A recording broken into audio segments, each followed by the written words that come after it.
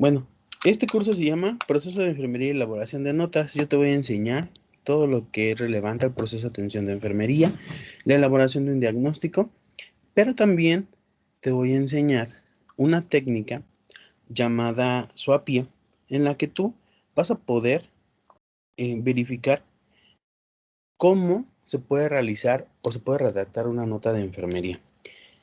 De primera instancia, pues tenemos el proceso de atención de enfermería, que esa debería ser nuestra metodología o como un machote para poder redactar esta nota de enfermería. Sin embargo, no todos lo utilizan y pues nos vamos con esta parte de lo que siempre hemos visto, ¿no? Paciente consciente, orientado, tranquilo, sintomático. Bueno, tenemos muchas otras más, ¿no? En la actualidad ha surgido otra que se llama modelo BDPIE o modelo SWAPIE. Sí, son estas dos. El modelo SWAPIE es un modelo que retoma la enfermería de un modelo médico llamado SWAP.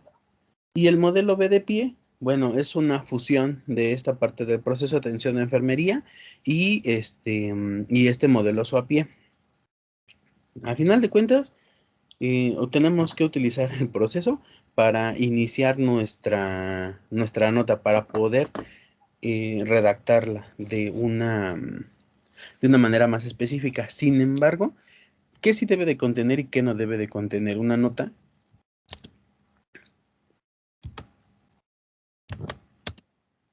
Vamos a empezar. Primero tenemos que conocer dos cosas. La primera es el razonamiento clínico, que es esta facultad que nos permite resolver problemas a través de estas conexiones lógicas. ¿Sí? ¿Cómo?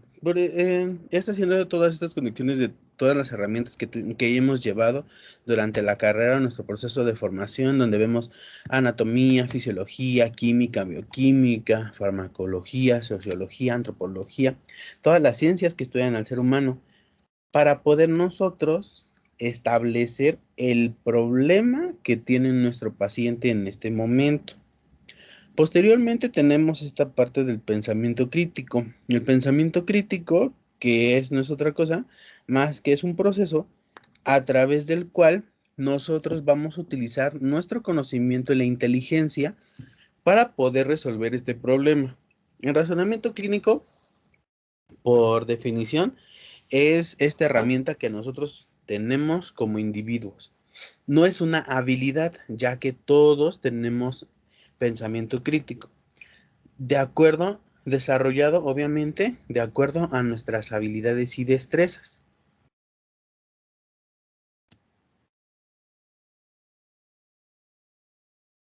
Tanto el razonamiento clínico como el pensamiento crítico nos van a apoyar a nosotros como profesionales de enfermería, primero, a dar prioridad a los cuidados. Muchas veces nos dicen que nosotros tenemos que empezar a resolver los problemas, o hemos escuchado que debemos de empezar a resolver los problemas de acuerdo a conforme ponga en riesgo la vida o la integridad física de nuestro paciente. Pero, utilizando esta parte del razonamiento clínico y pensamiento crítico, vas a determinar perfectamente cuál es el problema. Y obviamente cuáles van a ser tus intervenciones prioritarias, ¿no? Por ejemplo, si yo veo a un paciente que llega con cianosis, estertores y sibilancias al servicio de urgencias, ¿cuál va a ser mi intervención prioritaria? Muchos pensarían, pues le pongo oxígeno, ¿no? O lo meto, lo monitorizo y le pongo oxígeno, ¿no? Le doy posición y le pongo oxígeno. Ok, perfecto. Eso sería como que a grandes rasgos, ¿no? Sin embargo, si tú empiezas a hacer estas conexiones lógicas, si un paciente llega con cianosis, estertores y sibilancias, sabemos de antemano que tiene ya una obstrucción de la vía aérea por un exceso en la producción de secreciones. Por eso los estertores.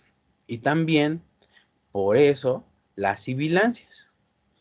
Si tengo obstruido las vías aéreas por secreciones y el paciente está cianótico, quiere decir que la entrada de aire, si yo hago esta conexión lógica del proceso de la respiración, quiere decir que mi paciente no está metiendo suficiente aire con oxígeno que le permita hacer esta parte de la distribución a toda la economía o a todo el organismo, ¿sí?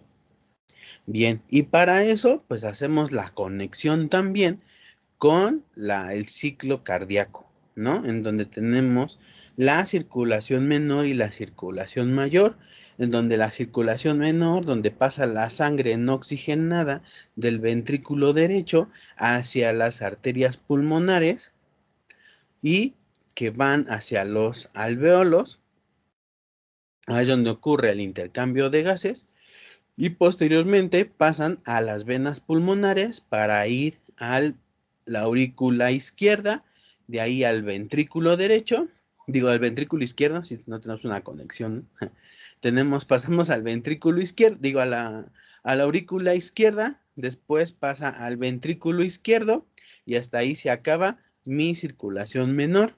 Y posteriormente vamos con la circulación mayor, en donde el ventrículo izquierdo va a expulsar, ¿sí?, la sangre oxigenada a través de la arteria aorta, ¿sí?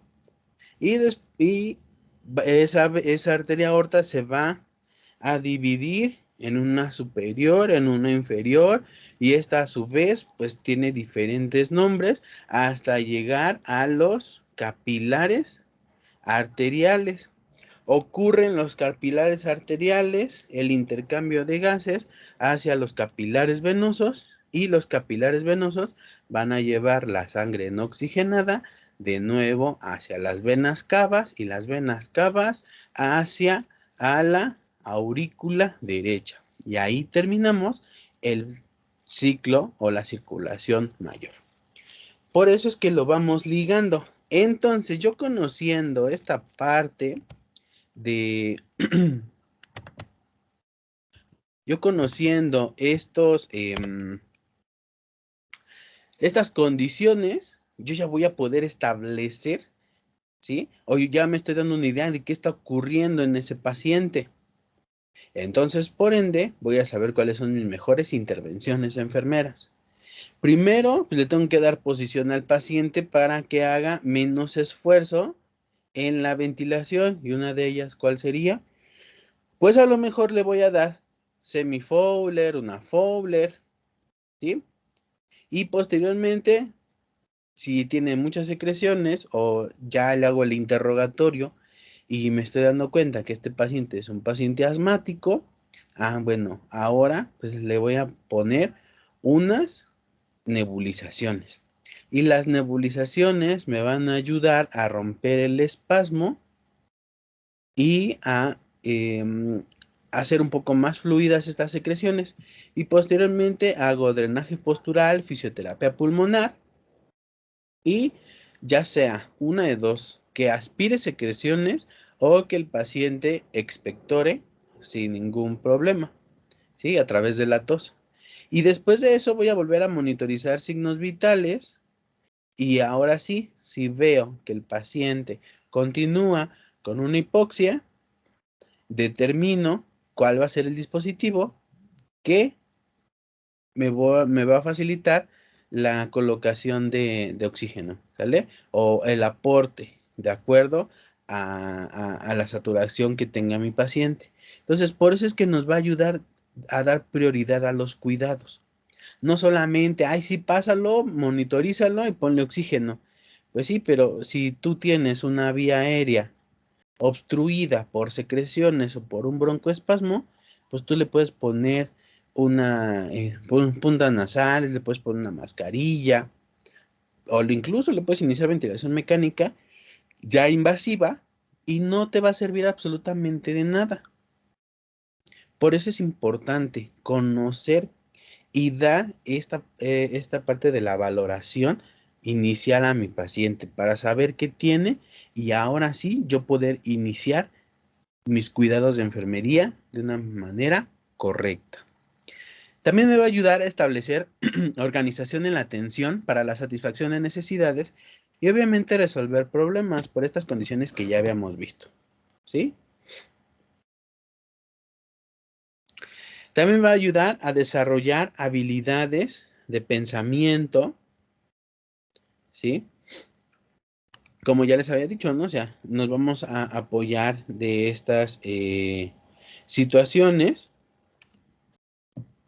a través de todas estas conexiones lógicas. Posteriormente vamos a realizar el registro clínico de enfermería, pero que sean certeros, ¿sí? Que nos permitan elaborar o que nos permitan elevar el nivel de nuestra profesión, porque ahora ya vamos a saber qué es lo que está ocurriendo en este paciente, ¿sí? Y obviamente en lugar de poner paciente consciente, orientado, tranquilo, que ni siquiera ponemos luego ni siquiera ponemos nuestras, lo que en realidad tiene nuestro paciente, ¿no? Ya nada más nos estamos como inventando y de ahí a ver qué sale, ¿no?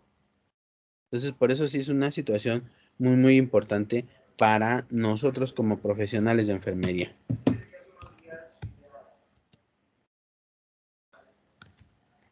Bien, entonces nosotros como profesionales de enfermería vamos a brindar algo que se llama cuidado. Como ya conocemos, la norma 019 establece tres tipos de cuidado, ¿sí? Cuidado de baja complejidad, de mediana y alta complejidad, que va a ser de acuerdo a la preparación académica del profesional de enfermería. Entonces, nosotros vamos a otorgar el cuidado a través de nuestras acciones, ¿sí? Y estas acciones de enfermería se van a dividir de acuerdo a las áreas de desarrollo del paciente, que es un área biológica, un área psicológica, un área social, un área espiritual, pero también un área trascendental. Tenemos también esto, que son los factores que no debemos de olvidar dentro de la valoración, ¿sí? Ya la vamos a ver con calma y vamos a ver parte por parte de nuestra valoración, ¿sale? Entonces, los factores vienen, los códigos, el factor social, que es muy importante conocer si nuestro paciente se encuentra en un área rural o en un área urbana. ¿Esto para qué me ayuda? Me ayuda para conocer también el desarrollo psicosocial de mi paciente y para saber cómo es que tengo, yo como profesional de enfermería, determinar cómo voy a aterrizar todas esas acciones e intervenciones que él va a realizar en su casa, o sea, el plan de alta. ¿Sí? Recuerden una cosa importante, el plan de alta se hace desde que ingresa el paciente. ¿Por qué? ¿Se acuerdan que la norma 019 establece cuatro áreas de desarrollo o de competencia profesional de enfermería? La primera es la asistencial, la segunda es la docente, la tercera es la administrativa y la cuarta de investigación. Entonces, cumpliendo con una de ellas, que es la docente, ¿sí? Yo tengo que verificar que el paciente se está llevando el conocimiento, obviamente de acuerdo a esta área de desarrollo, ¿sí? No es lo mismo un paciente que venga, sí voy a hacer la comparación. No es lo mismo que un paciente que venga a lo mejor de una zona rural a una zona urbana. El desarrollo es totalmente diferente e incluso lo que va ligado al siguiente factor, que es la cultura. ¿Sí? La cultura es totalmente distinta. O incluso en las zonas urbanas también tenemos diferentes lugares en donde también yo como profesional de enfermería tengo que conocerlo para yo bajarme y aterrizarle el conocimiento al paciente. Entonces yo me estoy aquí aplicando una técnica de docencia. Aquí le voy a dar clases a mi paciente, en donde tengo que identificar si mi paciente es kinestésico, auditivo o visual. ¿Sí? Entonces sí son cosas muy, muy importantes. Entonces, como les decía, vamos ligado al siguiente factor que es la cultura, y que es donde vemos los códigos de creencia. Un código de creencia no es otra cosa más que todos estos factores o creencias que están reforzadas por alguien significativo, ¿sí? Y de aquí viene ligado, vamos a ligarle el factor cultural con el factor social, viene... Ay, ay,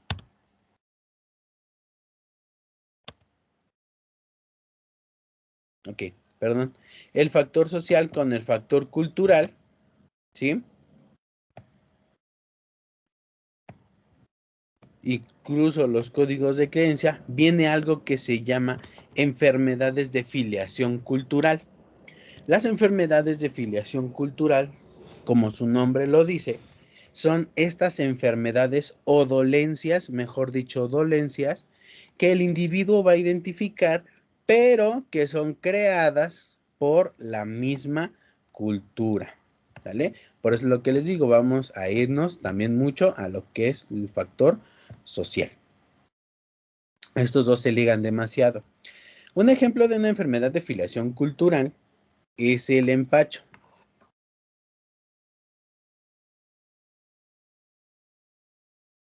¿Sí? Entonces, el empacho es esta enfermedad, es esta dolencia que solamente el individuo identifica. Ahora, ¿el empacho existe o no existe? ¿Ustedes qué me pueden decir? ¿El empacho sí existe o no existe? Ah, Rufino, vi que levantó la mano.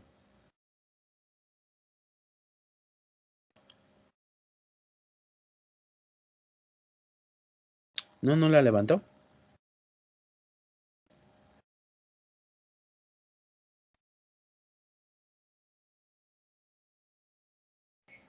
Entonces, ¿qué me pueden decir? ¿El empacho existe o no existe?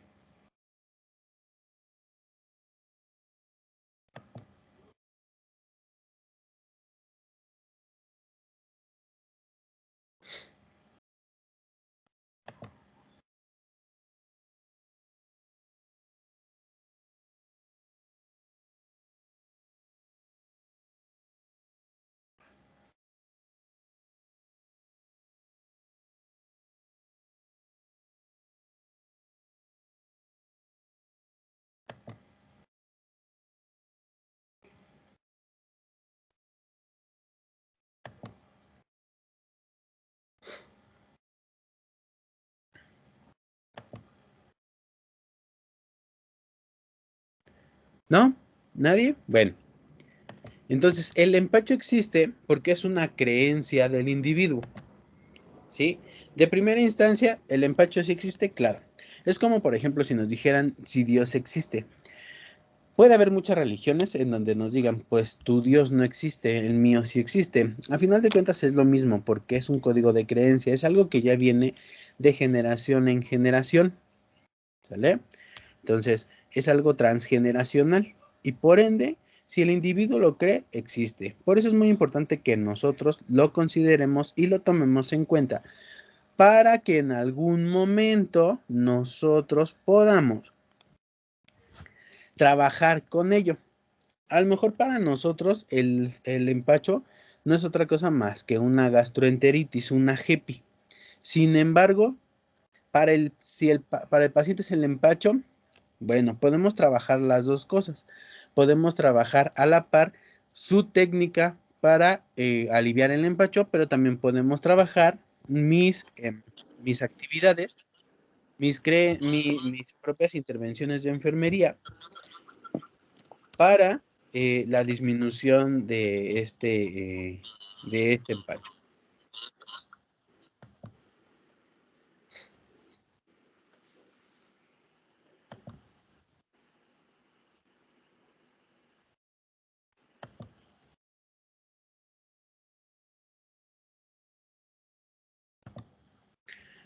Posteriormente a ello, sí, que lo que les digo que vamos a trabajar en conjunto.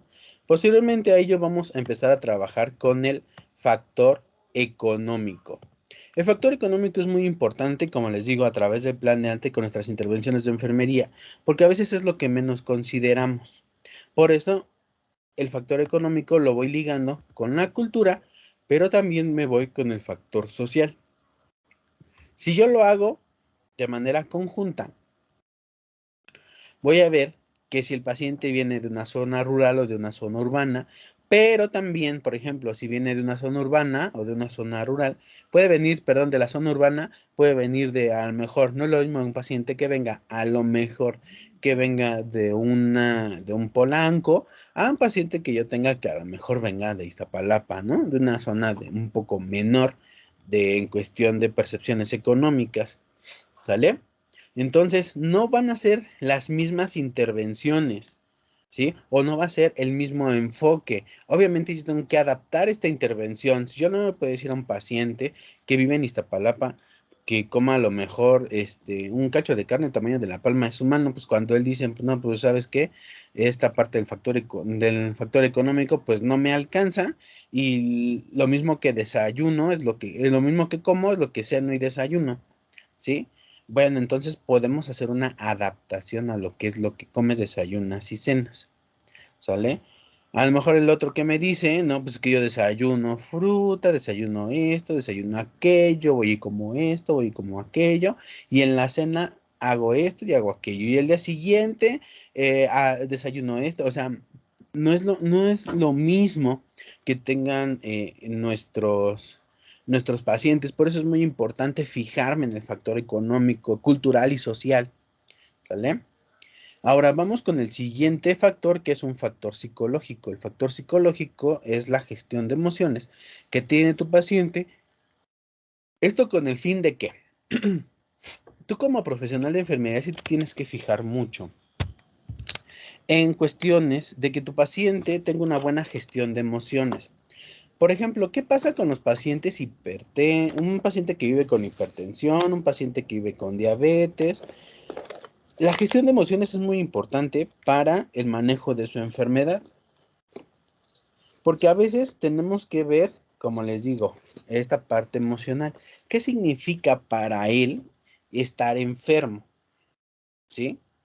A lo mejor un paciente significa que estar enfermo y que lo lleven al hospital es que su familia esté con él. No es lo mismo que tú comas o que consumas tus alimentos solo o que los consumas en compañía, ¿sí? Las emociones van a jugar una parte muy importante para la mejora y que tu paciente en realidad se adapte a esta nueva circunstancia de salud que está viviendo. Y obviamente con esto, ¿qué vamos a hacer? Pues de que tu plan de atención de enfermería o que esta parte de la, tu plan de cuidados y la mejora de tu paciente en relación a su patología o a su enfermedad, ¿sí? Se vea totalmente reflejada. En realidad, que tú estés brindando este impacto como enfermera, ¿sí? Y es muy importante el impacto que tú des como profesional de enfermería, ¿verdad? No es lo mismo que tú le digas al paciente, a ver, vamos a hacer esto, vamos a hacer aquello, y te puedes portar buena onda, y al final el paciente se va muy agradecido porque, ay, la enfermera me trató súper bien. Sí te trató súper bien, pero pues, a final de cuentas, pues, ¿qué te llevas para el cuidado de tu salud? ¿Cuántas veces no hemos visto que hay pacientes que llegan o que reingresan por una infección? Vamos a ver a pacientes que vienen, a lo mejor un paciente de la tercera edad, un paciente geriátrico, pues que viene con ya lesiones por presión, ¿no? Una situación muy importante. Entonces, el familiar o el paciente que aprendió. Cuando tú como enfermera pues, solamente te dedicas a regañarlos, ¿no? Entonces, la parte aquí es que no estamos para regañarlos, no estamos para hacer nada, sino simplemente gestionar el por qué tu paciente tiene estas condiciones y qué vas a hacer tú como enfermera para mejorarlo. ¿Sale? Otra parte importante que vemos en el factor psicológico es la personalidad, algo que a lo mejor muchos no notamos en nuestro paciente.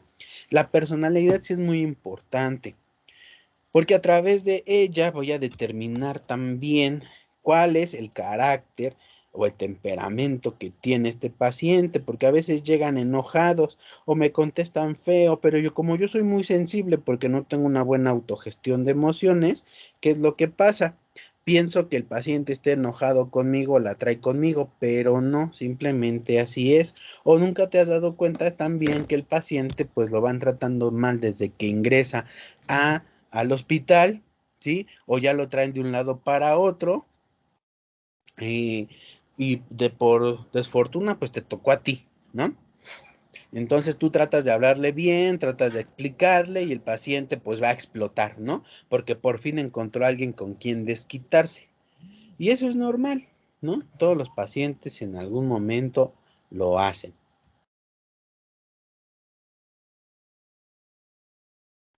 ¿Sí? Entonces solamente es determinar y tener esta buena gestión de emociones con nuestro paciente. Por eso es muy importante para nosotros. Y por último, vamos a ver el factor biológico, que el factor biológico no es otra cosa más que el reflejo de todo esto, ¿sí? Vamos a ver que a lo mejor el paciente viene de una zona urbana, pero a lo mejor donde el factor económico o esta parte es muy baja. Vamos a ver que tiene códigos de creencia muy arraigados, muy bien fijados, y pues por ende no va a buscar ciertas cosas, ¿sí? Como por ejemplo el restablecimiento de la salud. También aquí tenemos que observar dentro de la cultura el, el papel importante que juega un enfermo en el grupo social, ¿sí? Por ejemplo, un enfermo, la sociedad le va a dar el rol o le va a dar esta parte de ser cuidado, ¿sí? De que lo provean de toda esta atención. Ya te enfermas, no, no, no, no, no, tú no lo hagas, ¿qué haces ahí? No, ahí déjalo, nosotros lo hacemos ahorita. No, es que sí, no, no, no, no, ahí quédate, yo lo hago, ¿sí? Entonces, ese es el rol o ese va a ser como un privilegio que le va a dar la sociedad. No quiere decir que en todos los casos ocurra, pero por lo general así va a pasar, ¿sale? Entonces, y aparte, como esta persona es el proveedor a la que le vamos a dar como rol de que ahora lo cuiden, sea él quien se ha cuidado, y como él era el proveedor, pues ahora la familia va a tener un reajuste, va a tener una reingeniería la familia para poder adaptarse de una mejor manera a estas nuevas condiciones de salud. Y entonces por eso se van a empezar a reflejar las emociones y las sensaciones, ¿no? Y vamos a ver esta parte del sentimiento de culpa, vamos a ver el duelo anticipado, que aunque el paciente nada más tenga una gripa o tenga COVID y no esté complicado, pues ya vamos a empezar con un duelo anticipado, ¿no? Por eso, sí son situaciones importantes que yo tengo que empezar a valorar. Posteriormente, pues ya vemos que después de todo el estrés que ya ocurrió, de todo esto que pasó, ¿qué vamos a hacer? Pues se va a ver reflejado ahora en el factor biológico. Ya se le subió la tensión arterial, ya tiene dolor abdominal por una gastritis, ahora ya tiene cefalea, ya tiene una una hiperglucemia, o sea, ya tiene, o una hipoglucemia, ¿no? Eh, Vamos a ver todas estas situaciones tan importantes que son para nosotros. Por eso lo que les digo, el factor biológico, pues no es otra cosa más que el reflejo de todo lo de atrás. ¿Es importante para nosotros conocerlo para redactar una nota? Claro, porque a veces nos ponemos que el paciente está sintomático, pero vemos al paciente que está cabizbajo, un paciente, que tiene la mirada por todos lados, un paciente que a lo mejor está cruzado de brazos, está cruzado de piernas. Cuando yo llego y establezco esta comunicación con él, entonces tengo que conocer mucho también el lenguaje corporal de mi paciente. Y esto no es otra cosa más que el reflejo de qué, pues de esta parte psicoemocional, ¿sí? Que se va a desprender el factor económico, el factor cultural y el factor social. ¿Sale? Por eso es tan importante, porque a veces un paciente podemos poner que nosotros está asintomático, pero en realidad no está asintomático. Nuestro paciente pues, tiene estas condiciones psicoemocionales. ¿Vale? Bien. Ahora vamos a ver que el proceso de atención de enfermería, para nosotros brindar esta atención ya más clara y objetiva, el proceso de atención de enfermería no es otra cosa más que el método científico aplicado en la práctica asistencial enfermera que permite prestar cuidados de forma racional y sistemática, individualizando y cubriendo las necesidades del paciente, familia y la comunidad.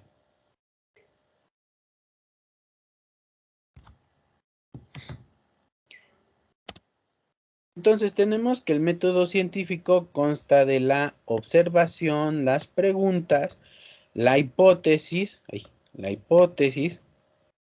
experimentación y las conclusiones. ¿Sale?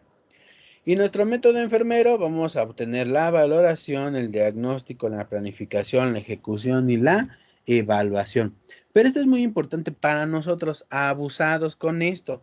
Muchos dicen que el método científico es aplicado mucho a la práctica enfermera, pero vamos a ver que son cosas totalmente diferentes. Si utilizamos método científico, pero como tal para brindar mis cuidados, no. ¿Por qué? El método científico, el fin que tiene es tener obtener, mejor dicho, más conocimientos, un conocimiento nuevo. Para eso utilizamos el método científico, ¿sí? Sin embargo, el método enfermero solamente vamos a recolectar datos del conocimiento o de lo que ya está establecido. ¿Por qué? Porque vamos a utilizar estas ya herramientas, ya estas ciencias que estudian al ser humano. Por eso es que dicen que aquí, por eso hacen esta comparación. La observación, pues la hacemos con la valoración, la vamos a ligar con la valoración.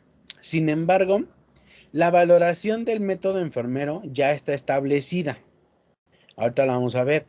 Pero la observación es lo que yo estoy detectando, ¿sí? ¿Qué está ocurriendo? ¿Qué problema está ocurriendo para yo poder continuar con la siguiente paso, que son las preguntas, ¿sí? Por ejemplo, estoy observando que tengo dos objetos, ¿no? Vamos a irnos a algo muy básico. Tengo dos objetos. Tengo un vaso, pero uno es de plástico y tiene colores y el otro es transparente y es de cristal, ¿no? Esa es mi pregunta, ese es lo que yo observo. Mis preguntas, ¿qué pasa si los dos caen al suelo? La valoración, ¿sí? Tengo un vaso que obviamente ya conociendo, ¿no? Todo esto con razonamiento clínico y pensamiento crítico. Tengo un vaso que está estrellado y que en algún momento si yo le meto un fluido, es de cristal, si yo le meto un fluido o si yo le meto al objeto, se va a romper. Por eso es lo que les digo. Nosotros no utilizamos como tal el método científico porque nosotros ya no hacemos preguntas, ya nos vamos directo a dónde, al diagnóstico, que hacemos esta comparación con la hipótesis. Ya que tenemos esta hipótesis, ¿en dónde? A ver, el vaso de cristal, si yo lo aviento, se puede romper. Pero puede ser que yo lo aviente, que esté un cristal grueso y que no se rompa. Esa va a ser mi hipótesis. Nos estamos yendo a las cosas muy básicas para no meternos tanto. El vaso de plástico es un plástico delgado, si yo lo aviento se puede romper. Entonces no importa el material que yo tenga, sino también importa mucho el grosor para que tenga mayor resistencia. Puede ser que un vaso esté muy delgadito y puede ser de plástico. Si yo lo aviento se va a romper. Pero puede ser un vaso de cristal que esté muy grueso y yo lo aviento y no se va a romper, a lo mucho se va a estrellar. Esa es la hipótesis. Nosotros ya hacemos totalmente nosotros ya nos vamos directamente al diagnóstico. Por eso es que aquí ya no hacemos esta hipótesis, nosotros ya tenemos el conocimiento fundamentado de qué es lo que está ocurriendo en este momento con el paciente. ¿Sí? Ahora nos vamos con la experimentación. Nosotros no experimentamos con el paciente. Nosotros en este momento yo no voy a aventar el vaso, ¿sí? en este caso haciendo la analogía que el vaso sea el paciente, ¿sí? En método científico los voy a aventar los dos y voy a tener dos vasos, uno de cristal delgado y uno de cristal grueso. Voy a tener un vaso de plástico que va a ser uno delgado y uno grueso. Y los dos los voy a aventar para saber cuál es el que se va a romper primero.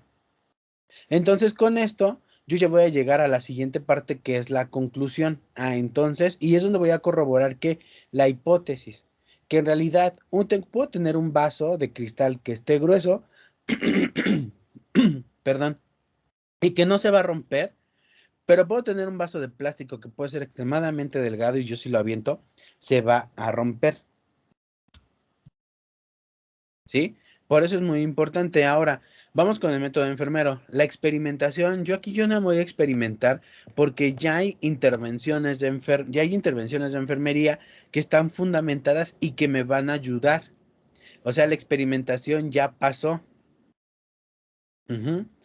Pero no fue como tal experimentación, sino simplemente observaron que un paciente que a lo mejor estaba acostado con una dificultad respiratoria aumentaba más la dificultad respiratoria. Sin embargo, un paciente que se sentaba son mecanismos automáticos biológicos, ¿sí?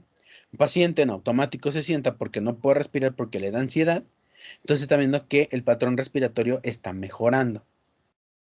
Pues, entonces, por eso yo ya que utilicé el método científico y ya lo plasmé. Entonces, ahora yo no voy a empezar a experimentar con mi paciente para saber qué intervención es la más eficaz. No, ya para eso existe la enfermería basada en la evidencia, donde yo puedo descargar artículos científicos y ya sé cuál es la mejor intervención que tengo que hacer en este momento. Entonces, por eso ya no experimentamos, sino solamente planificamos. ¿De acuerdo a qué?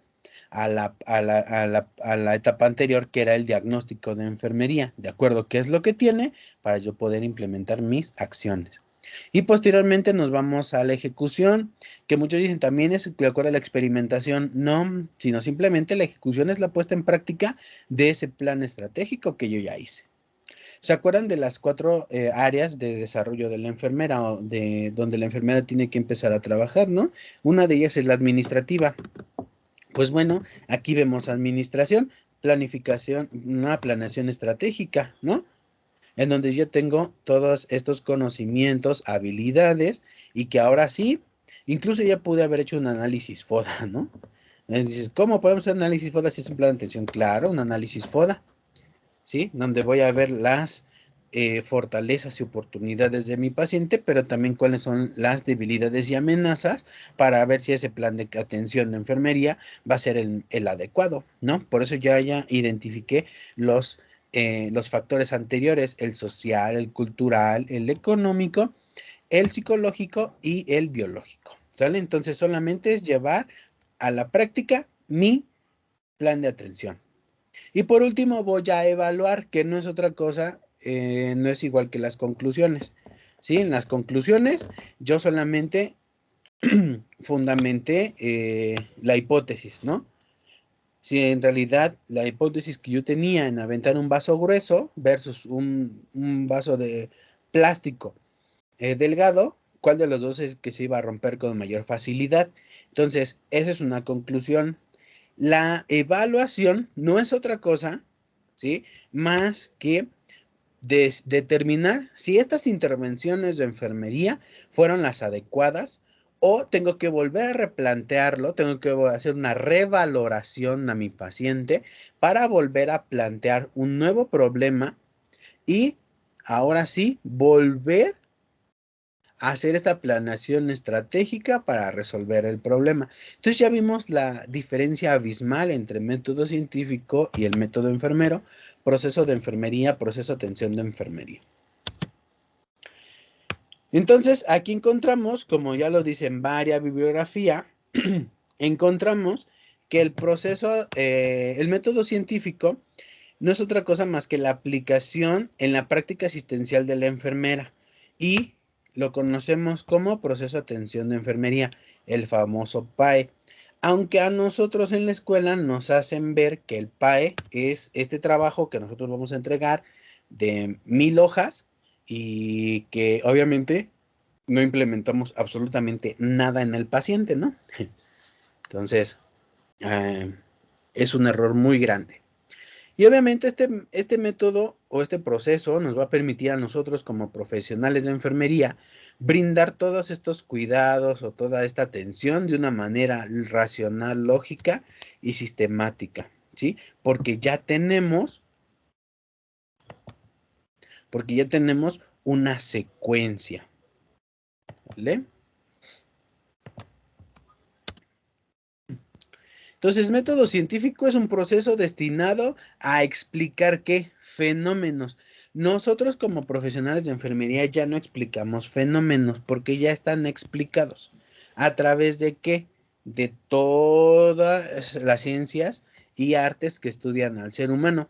Sin embargo, sí podemos vincular la parte de la fenomenología al, eh, a nuestra atención de enfermería, ¿sí? Por ejemplo, un fenómeno que puede llegar a ocurrir, y eso es una cosa muy importante, es por qué existen estas enfermedades de filiación cultural. Esto lo podemos utilizar en la fenomenología, ¿sí? Y obviamente vamos a buscar cuestiones de interpretación, podemos hacer investigación etnográfica, etnológica, podemos hacer esta parte, una investigación cualitativa, ¿sí? Y eso sería una condición muy importante, donde sí podemos utilizar a lo mejor el proceso de atención de enfermería.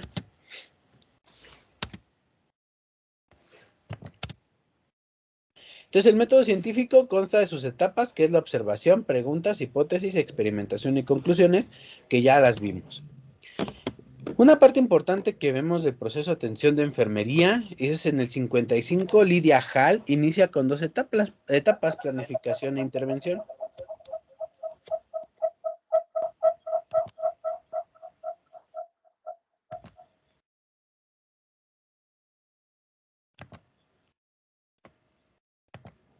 Igual, a finales de los 50, principios de los 60, pues encontramos que tres enfermeras adicionan lo que es la evaluación. Bueno, ya planificaste qué es lo que le vas a hacer a tu paciente, ya hiciste la intervención, pero ahora hay que evaluar si en realidad eso que hiciste fue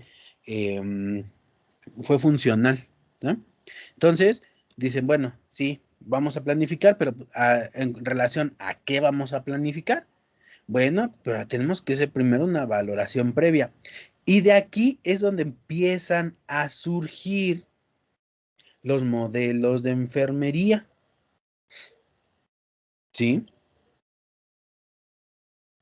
Estos modelos de enfermería primero van a surgir con con la aplicación, ¿sí? Las enfermeras van a tomar de referencia a varios autores, como por ejemplo, uno de los principales que toman es a Abraham Maslow, ¿no? Por eso los primeros modelos de enfermería, como lo es Virginia Henderson, como lo es esta Marjorie Gordon, como lo es Dorothea Orem, vamos a revisar muchos, si se dan cuenta, ellas tienen requisitos universales, patrones funcionales, en 14 necesidades, pero todo esto se va ligando a estas necesidades que me está especificando Abraham Maslow, ¿no? Que son necesidades básicas, que vamos a empezar con las fisiológicas, de afecto, de autoestima, y las sociales, y por último vamos a llegar a ¿qué? A la autorrealización. Pero ellas solamente, si se dan cuenta, me establecen creo que hasta las tres primeras. De las 5 que maneja Abraham Maslow, solamente nos quedamos en las tres primeras, ¿sí? En cuestiones, hasta cuestiones socioemocionales. Y posteriormente vienen otras, ¿sí? Otras autoras que ya me van a empezar a trabajar el proceso de atención de enfermería, pero ahora sí nos vamos a meter ya hasta el área de autorrealización, ¿sale? Esta parte de la autorrealización es muy importante porque aquí vamos a ver el desarrollo espiritual del paciente, ¿sí? Por eso son importantes. Entonces ellas ya me van a empezar a abarcar las otras dos necesidades que establece Abraham Maslow. Pero no solamente Abraham Maslow es el padre del humanismo, sino también viene Carl Rogers, viene otro autor importante que es Jean-Paul Sartre. Y posteriormente a ello, pues bueno, las enfermeras nos empezamos a meter aún más en cuestiones ya más existenciales, ¿sí? Entonces ya ahora empieza a surgir el existencialismo en la aplicación de la profesión de enfermería. O sea, que los modelos que tenemos ahorita o lo que esta parte que está retomando del humanismo, pues no es nueva, ya tiene, ¿sale?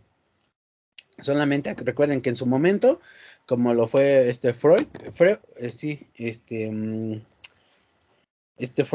pues no es tan como, son muy criticados, ¿no? Y no los toman como mucho de eje, sino solamente es al pasar de los años que se van dando cuenta de que la teoría o lo que expone es muy aplicable, ¿no? Y ahorita pues tenemos que Freud, pues es el padre del psicoanálisis, ¿sale? Y así como Abraham Maslow, pues es el padre o el creador del humanismo y es uno de los principales autores de la corriente transpersonal. Que incluso hay una enfermera que es esta Jean Watson, que abarca o toma como referencia esta corriente transpersonal para para uno de sus modelos, para su modelo, ¿sale? Entonces, en los 70 pues nos dan el diagnóstico de enfermería. Bueno, a ver, ya tienes una valoración, pero pues también el médico hace una valoración y obviamente diagnostica, determina cuál es el problema del paciente. Entonces, por eso es que nosotros como profesionales de enfermería hacemos diagnósticos por respuestas humanas o por áreas de desarrollo del paciente, biológicas, psicológicas, sociales y espirituales. ¿Sale? Por eso es que incluso en la misma Nanda, en su edición 2018-20, dice que no todos los diagnósticos de enfermería van a ser aplicables a todas las áreas profesionales de esta, ¿sí? ¿Por qué? Porque en 280 y tantos diagnósticos no son suficientes para millones y millones de humanos o individuos que vivimos en este mundo. Incluso la Nanda me da ejes para elaborar diagnósticos, ¿no? Son 7 que yo tengo que empezar a trabajar para ahora sí determinar qué problema tiene este paciente. Igual vamos a ver el factor social. No es lo mismo un paciente que viva en el Congo o una enfermera que trabaje en el Congo o una enfermera que trabaje a lo mejor en Alemania, una enfermera que ahora trabaje en Rusia, que trabaje en Estados Unidos, una enfermera japonesa, una enfermera china. Por eso se crea el Consejo Internacional de Enfermeras para compartir diferentes experiencias. ¿Cómo va la enfermería en tu país? ¿Sale? Bueno, pues ya les conté un poquito de historia. Ahora vamos a entrar en lo bueno, que es la valoración de enfermería, que es la primera etapa. La primera etapa de nuestro proceso, como ya les había comentado, pues es la valoración. Y este es el primer paso que nos va a ayudar a qué? Pues a determinar el estado de salud del paciente. Recuerden que la salud, como lo dice la OMS, es un equilibrio entre todas las áreas del paciente, ¿sí? Que lo llevan a esta frecuencia de bienestar, ¿sale? Si estamos alterados una de ellas, pues obviamente estamos con una enfermedad.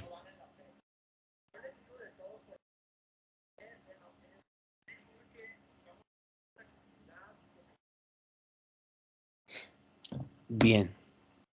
La valoración entonces es el momento en que nosotros como profesionales de enfermería reunimos toda la información. Dice aquí que reunimos todas las piezas. ¿Sale? todas las piezas de este rompecabezas. Porque como ya les dije, nosotros ¿qué vamos a valorar? Vamos a valorar el área, como ya lo psicoemocional, ¿sale? Biopsicosocial, mejor dicho como lo dice la OMS, biopsicosocial, que una de ellas es la parte psicoemocional, que es lo que ya vimos con los factores. Esto es una parte muy importante, porque no puedes solamente valorar lo que ves por encimita del paciente, lo que se llama hábitus exterior. A nosotros como profesionales de enfermería, en este caso, a nosotros no nos funciona el hábitus exterior. Nosotros, como ya lo hemos visto, tenemos que meternos aún más a la valoración, ser más específico. Es que el hábitus exterior es más o menos como ves, cómo está el paciente, su actitud, su postura. Pues sí, pero entonces yo no me voy a ir solamente por lo que estoy viendo, yo quiero saber más, yo quiero saber por qué el paciente tiene esta actitud, por qué el paciente tiene esta postura, ¿para qué? Para poder resolverla, ¿sí? Los objetivos de la valoración, primero, es detectar, prevenir y gestionar los problemas de salud que tiene el paciente, como ya lo habíamos visto. Tengo que utilizar razonamiento clínico y pensamiento crítico, ¿sale? Para establecer, como ya lo habíamos dicho, estas conexiones lógicas con lo que tiene el paciente. Promover el funcionamiento óptimo, la independencia y el bienestar. Determinar los resultados individualizados de cada persona.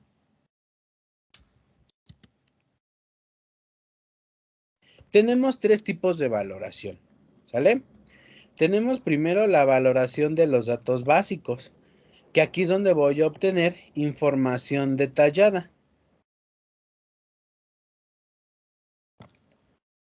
Absolutamente todas las áreas de desarrollo de mi paciente, ¿sale? Y tengo que ser muy específico. También esta valoración de datos básicos la vamos a hacer al contacto inicial. ¿Por qué al contacto inicial? Porque recuerden una acción esencial, que es la primera, la identificación correcta de tu paciente.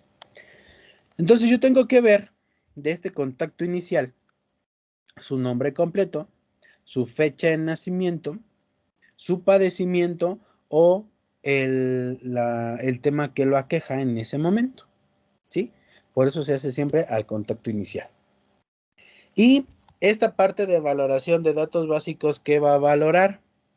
Todos los aspectos de salud del paciente, ¿sale? Y ahorita los vamos a ver poco a poco. Valoración focalizada, que nos va a ayudar a determinar una situación específica, ¿sí? Esta, por ejemplo, vamos a ver un ejemplo de una valoración focalizada. Un ejemplo, una valoración del estreñimiento. El paciente dice que tiene estreñimiento, que no puede evacuar desde hace una semana y tiene dolor abdominal. Bueno, entonces vamos a ver si lo vamos por modelos de enfermería. Aquí dice un requisito alterado o una necesidad alterada, pues la de eliminación. Y me voy a centrar cada cuánto evacúa, cuándo fue la última vez, si tiene gases, si tiene distensión abdominal, ¿sale? ¿Qué come? Si hace a lo mejor alguna actividad física, ¿sí? Si consume agua. Es una valoración focalizada. Yo única y exclusivamente me voy a centrar en el problema que tiene el paciente. Y después nos vamos a ir a esta valoración prioritaria, que debe de ser breve, es focalizada, pero a la vez que es focalizada, solamente vamos a obtener datos importantes. Por ejemplo, un paciente que viene con un dolor precordial, que se irradia a mandíbula, a hombro y a epigastrio, ¿sí? Aquí son tres datos importantes, ¿no? Si fuma, si toma, si se droga. ¿Me interesa saber en ese momento si fuma? No. ¿Me interesa saber en ese momento si toma? Pues tampoco. Pero me interesa saber en ese momento si el paciente se droga, sí. ¿Por qué? Porque son datos, o sea, de antemano conocemos de que estos datos del consumo de sustancias me va a llevar a una alteración del ritmo cardíaco. Y muchas de ellas incluso me llevan a dolores precordiales tipo anginas o tipo infarto. Por eso es muy importante, aquí no me interesa si fuma y si toma. Pero o sea, a lo mejor sí me interesa si la actividad aumenta o disminuye el dolor. ¿Sí? Bien. Las características de la valoración es que siempre van con un propósito, establecer lo mejor o conocer todos los datos relevantes del paciente. Debe de ser priorizada. Solamente me voy a centrar en algunos aspectos de salud. Obviamente también esta parte de la valoración, sí tengo que saber cómo, tengo que saber cómo tengo que guiarla, porque si no se vuelve una charla de café. Y pues yo no busco una charla de café, ¿sí? ¿Qué buscamos? Pues buscamos obtener información importante y relevante para mi paciente, que me lleve a establecer, ¿sí? El problema para poder hacer una planeación estratégica y resolver ese problema de la mejor manera. Ay. Debe ser centrada y relevante, como ya les dije, si no, esto se vuelve una charla de café y yo no quiero que se vuelva una charla de café, somos profesionales. Debe ser sistemática, debe de llevar siempre un orden, ahorita lo vamos a ver, precisa y completa y registrada siempre de una manera estándar. Cefalopodálica, ¿vale? Las fases de mi valoración son la recolección de datos, que es donde vamos a obtener los datos sobre el estado de salud del paciente, la validación, que vamos a ver la verificación de los datos, donde nosotros vamos a comprobar que en realidad estos datos que estamos obteniendo son exactos y completos, organización de los datos, que vamos a reunir los datos en grupos de información que nos ayuden a identificar patrones de salud o de enfermedad. Identificación de patrones y comprobación de las primeras impresiones es donde vamos a tener las primeras, como estos primeros, como esta premisa en la valoración que nosotros estamos haciendo en el paciente. Y estos son datos que nos van a ayudar a la mejor comprensión de la situación clínica del paciente y determinar si el problema es un problema biológico, es un problema social o es un problema emocional o incluso estos me están llevando a un problema espiritual, ¿vale? Que la parte espiritual no es la parte religiosa, la parte espiritual es el desarrollo de su potencial como ser humano, ¿sale? Tenemos el informe y registro de los datos, como ya les dije, vamos solamente a identificar qué datos significativos.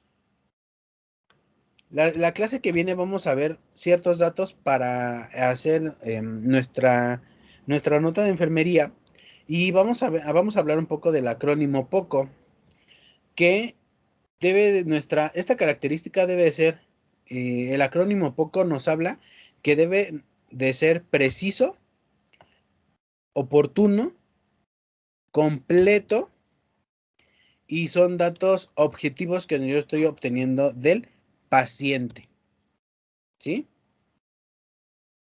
A mí no me interesa saber si el paciente está consciente, sonriente y canalizando gases, no. Si no estuviera consciente, pues voy a hacer una valoración con escala Glasgow, ¿vale?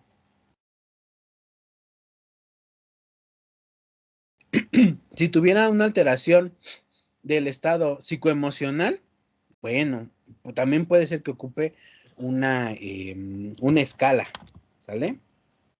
Pero bueno, eso te lo vamos a ver poco a poco. Entonces ya vimos que solamente se van a documentar datos importantes, ¿vale?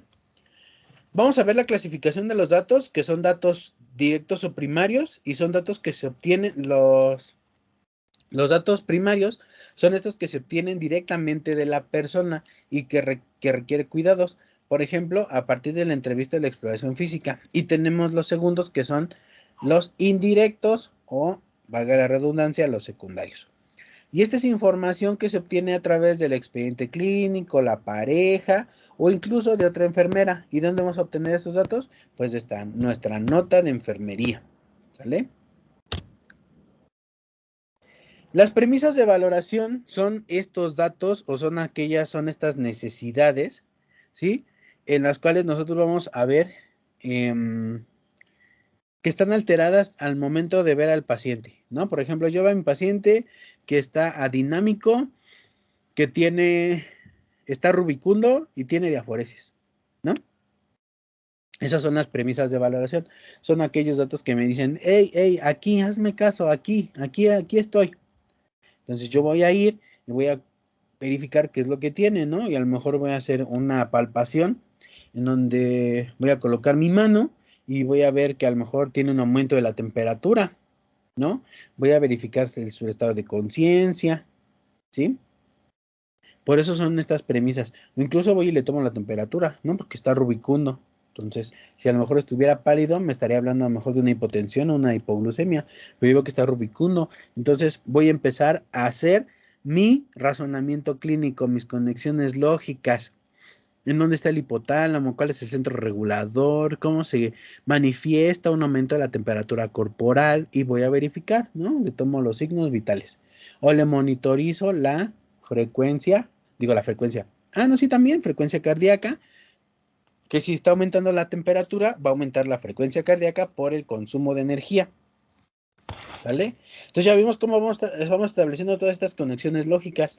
Le pongo el termómetro para hacer un registro de su temperatura corporal y efectivamente mi paciente tiene 39, está taquicárdico y eso quiere decir que en realidad ahí hay un problema. ¿Y qué es el que tengo que empezar a resolverlo? ¿Cómo?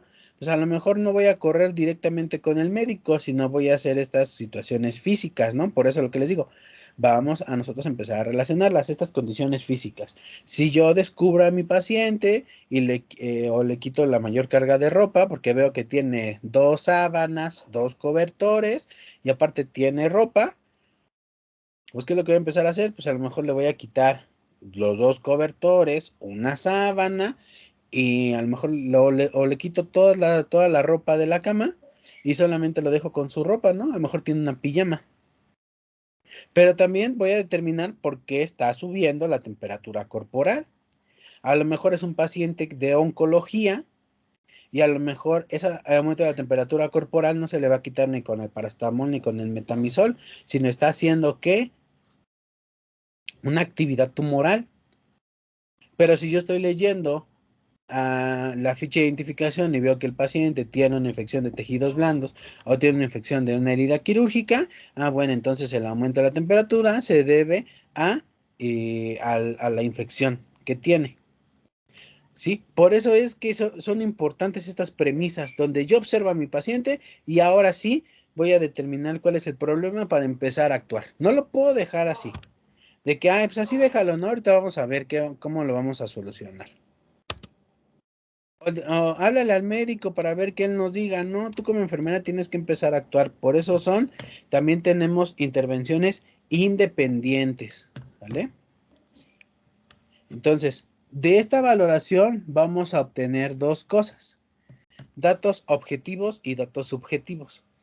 Los datos objetivos son los que nosotros como profesionales de enfermería podemos observar y son fenómenos que nosotros podemos medir.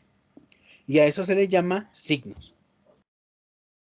Los datos subjetivos son todas aquellas manifestaciones de esta alteración que nosotros tenemos como profesionales de enfermería y solamente son apreciables ¿por quién? Por el paciente. Y a eso le llamamos síntomas. Entonces ya vemos lo importante que son las premisas y la obtención de nuestros signos y síntomas. ¿Cómo voy a obtener estos datos objetivos y subjetivos? Pues a través de la entrevista. En una conversación, es una conversación entre dos o más personas cuyo objetivo es obtener datos de salud individual, familiar o la comunitaria. Como ya les digo, tenemos que conocer los factores que ya les había mencionado casi al principio, los sociales, los culturales, los económicos, los psicológicos y los biológicos, para yo poder así determinar cuál es el tipo de intervención o cómo voy a dirigir mi plan estratégico. Yo ya conozco una amenaza, pues que a lo mejor en el área donde él se desenvuelve, ¿sí? En su zona urbana o su zona rural, pues no cuenta con ciertos servicios, entonces por ende no le puedo poner que el paciente consuma o tenga este tipo de hábitos, pues cuando no los va a poder realizar. Y no por una limitante de manera individual, sino por una limitante exterior, un factor externo. Por eso le decimos, es un análisis FODA de la condición de mi paciente, ¿no? Son ambientes externos. Primero, ¿cuáles son nuestras consideraciones éticas, culturales y espirituales para poder hacer una entrevista? Primero, proporcionar los servicios de manera que respetemos la dignidad y unicidad de la persona. Recuerden lo que dice la Constitución en uno de sus primeros artículos, ¿sale?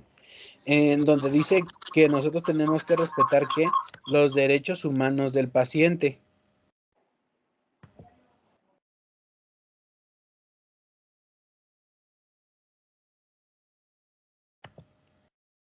Bueno, un favor, los que están aquí conectados, un favor, ¿me pueden colocar su nombre completo en el chat? Porque ustedes son los que están aquí, entonces, no le vamos a dar, muchas personas no van a decir, la constancia, ¿no? Ya la pagamos y pues nos las tienen que dar a fuerzas, pero pues ni siquiera están aquí con nosotros, ¿no? ¿Cómo se las vamos a dar? Entonces, si me pueden poner su nombre completo en el chat, se los agradecería muchísimo.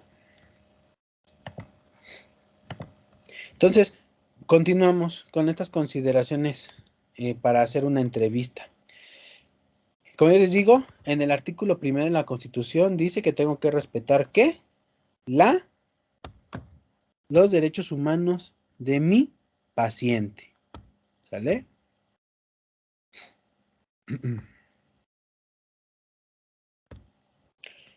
Posteriormente, salvaguardar la intimidad, debemos de ser honrados. Aquí una cosa muy importante, también lo marca el artículo número 2 de la Constitución, donde dice que el individuo es libre de, es libre de tener una creencia, es libre de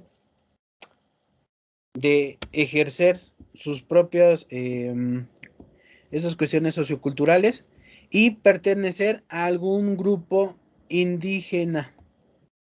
Por eso es respetar las ideas culturales y religiosas de quién, de nuestros pacientes. ¿Sale? Tú no puedes juzgar las cuestiones socioculturales que el paciente tenga, porque al final de cuentas tú vas a trabajar con ellos. Esto es una herramienta muy importante para nosotros. Si no las tomas, entonces no vas a poder trabajar de una manera asertiva con tu paciente. ¿Sale? ¿Cómo debemos de establecer esta relación de confianza? ¿Cómo te acercas? Siempre pide permiso. ¿Sale? Debemos de pedir permiso para acercarnos al área del paciente. Si es que está en el hospital, sí, claro, pero el cubículo ahora se convirtió en ¿qué? En su espacio, en su intimidad. A lo mejor tenemos cubículos en donde un cuartito, pues metemos a 6 pacientes, ¿no? No tiene intimidad porque ni biombos luego tienen, pero al final de cuentas es su espacio. Yo tengo que pedir permiso, ¿sí? Debemos de ser organizados para establecer esta parte de la valoración. No nos tenemos que fiar de la memoria. Vamos a dedicar el tiempo suficiente y vamos a asegurar la intimidad del paciente. ¿Sale? Debemos de mantener centrada ¿qué? La atención de nuestro paciente, pero también nosotros con él. Véase a sí mismo como seguro, cálido y atento. Sí, es una cosa muy importante para nosotros. ¿Vale? Y siempre debemos de presentarnos dando nuestro nombre y nuestra posición. Mi nombre es Ángel, soy licenciado en enfermería y soy el enfermero que va a estar contigo. ¿Vale? Verifique el nombre de la persona preguntándose si obviamente si las condiciones se prestan, pues le vamos a preguntar al paciente. Si no, pues nos vamos a preguntar al familiar directo. ¿Sale? Y vamos a explicar brevemente nuestro propósito, de cuál es mi propósito en la valoración. Y debemos dedicar esta parte importante, el dedicar a la persona toda nuestra atención. Por favor, los que están, bueno, si es que están, ¿me pueden colocar su nombre? No, déjenos escribo porque parece, creo que nomás dejaron el Skype prendido.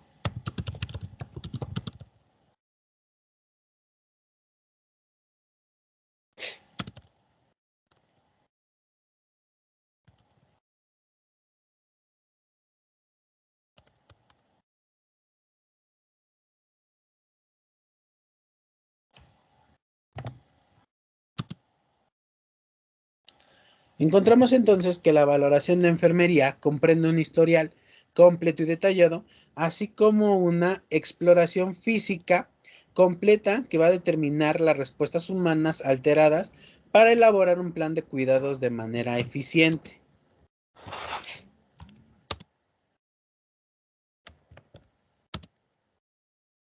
Entonces, dicha valoración para nosotros como profesionales de enfermería deberá tener una estructura para su mejor entendimiento, facilitando el análisis de los datos obtenidos y debe de contener lo siguiente. La primera, lo que es el hábitus exterior.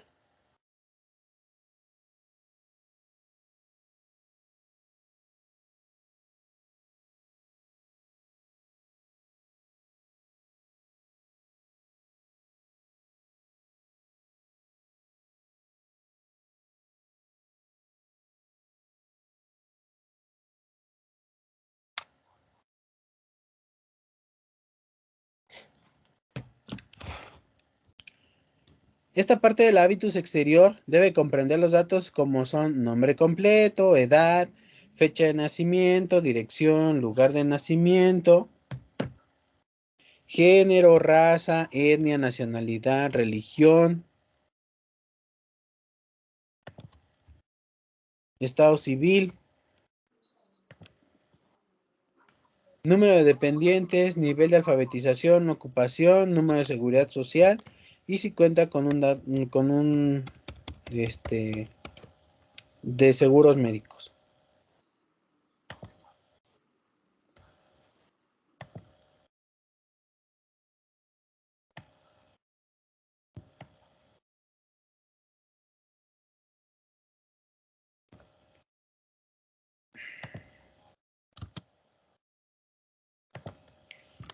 Vamos a tener también el estado actual de salud, que es el análisis de los síntomas del problema principal y medicamentos que consume actualmente. Y deberá incluir estado de salud habitual, cualquier problema importante, patrones usuales de cuidado a la salud y cualquier inquietud de la misma.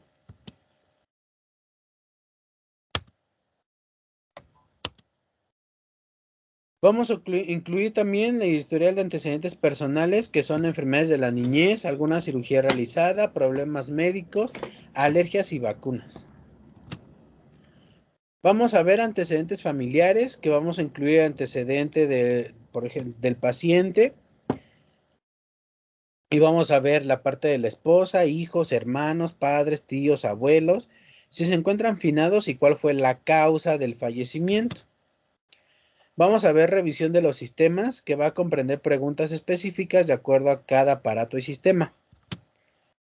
Vamos a valorar el perfil psicosocial, en donde vemos las prácticas de salud, las creencias, la descripción de un día típico del paciente, los patrones nutricionales, patrones de actividad de ejercicio, diversiones, mascotas, pasatiempos, patrones de sueño, descanso, hábitos personales, patrones laborales, patrones de salud, un estatus económico, patrones de sexualidad, patrones de estrés y si el paciente tiene un buen afrontamiento a los problemas.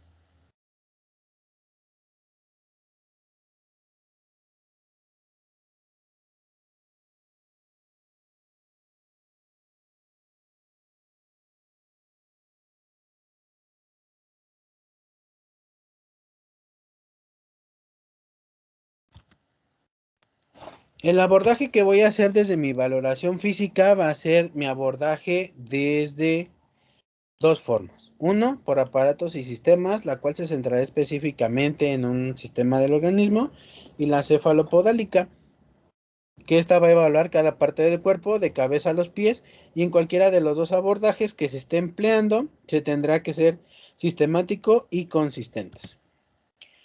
Vamos a ver la valoración cefalopodálica, en donde vamos a utilizar nuestras 4 técnicas de exploración, que son inspección, palpación, percusión y auscultación, que esas ya las conocemos, no nos vamos a detener tanto en ellas.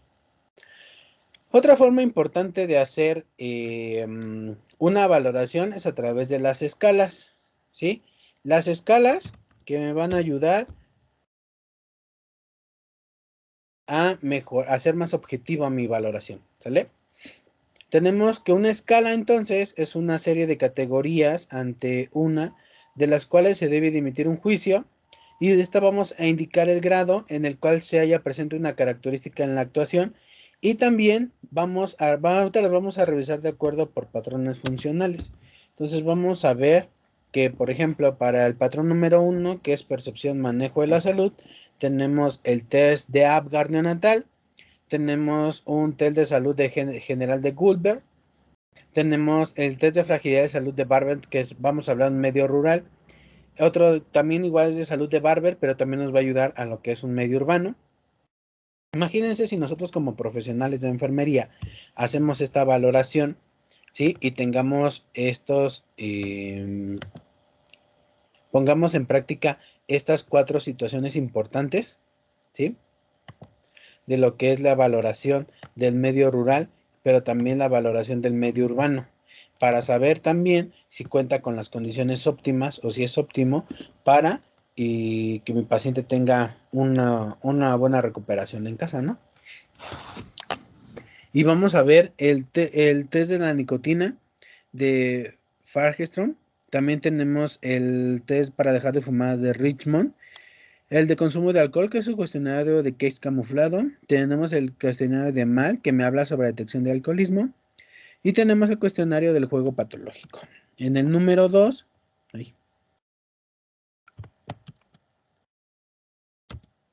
en la patrón número 2, que vamos a hablar de un nutricional metabólico, vamos a ver que tenemos el test de riesgo de úlceras por presión de Norton, el test de úlceras por presión de Braden. Tenemos una escala de riesgo de úlceras por presión de Mina. Entonces ya vimos que ya tenemos 3 tipos de escalas que podemos valorar y que no necesariamente es una, ¿no? Como Braden. Tenemos Norton y Mina. También tenemos la escala de estadios de úlceras por presión. Tenemos instrumento para la monitorización de la evolución de una úlcera por presión.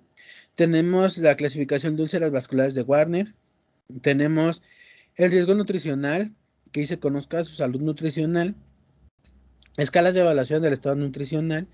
Tenemos un cuestionario para cribado de anorexia, bulimia, que es de bulimia SCOF. Y tenemos, nada más hasta ahorita. Tenemos el patrón número 3, que tenemos el de incontinencia urinaria para hombres, pero también tenemos uno de incontinencia urinaria para mujeres. Aquí faltó uno que va a valorar las evacuaciones, ¿sí? Que es la escala de Bristol, ¿sale? Tenemos también el patrón número 4, que es actividad de ejercicio. Esto vamos a hablar del cuestionario mundial sobre la actividad física de la OMS, autonomía para las actividades de la vida diaria, que es Bartel. Otra autonomía de la vida diaria como Bartel modificado por Granger. Valoración de las actividades de la vida diaria, que vamos a ver el índice de Katz. También tenemos las actividades instrumentales como la escala de Lawton y Brody. Tenemos un cuestionario de actividades instrumentales en Alzheimer. Tenemos la escala de actividad en la población oncológica Karnofsky. Tenemos las escalas sobre el perfil de habilidades de la vida cotidiana, que es el Life Skill Profile. Clasificación internacional de la New York Heart Association para la insuficiencia cardíaca congestiva. Tenemos la escala de disnea, que es la MRC modificada. La conducta de prevención de caídas. Tenemos la escala de riesgos de caídas múltiples de la comunidad. Y tenemos el cuestionario de riesgo de caídas en el hospital, que es el MORS. Y tenemos la escala de valoración de equilibrio y marcha, que es la TINETI. Tenemos en el patrón número 5, sueño-descanso, que me habla sobre el cuestionario de Oviedo del sueño. Tenemos la escala número 6, el patrón número 6, cognitivo-perceptual, y tenemos escalas como por ejemplo el cribado de deterioro cognitivo, tenemos el cribado de demencias, tenemos otra vez el cribado de demencias, pero ahora nos habla sobre del test del informador. Tenemos el cuestionario del dolor español, que es el CDE, la escala de valoración de neonatología, que es la NPAS. Tenemos la escala de Coma Glasgow, pero también tenemos la escala de Coma Glasgow modificada para pediatría. Tenemos el test de recuperación posanestésica Aldrete. Tenemos también la recuperación posanestésica, que es en cirugía ambulatoria, que es Aldrete revisado. Y tenemos la escala de nivel de sedación de Ramsay.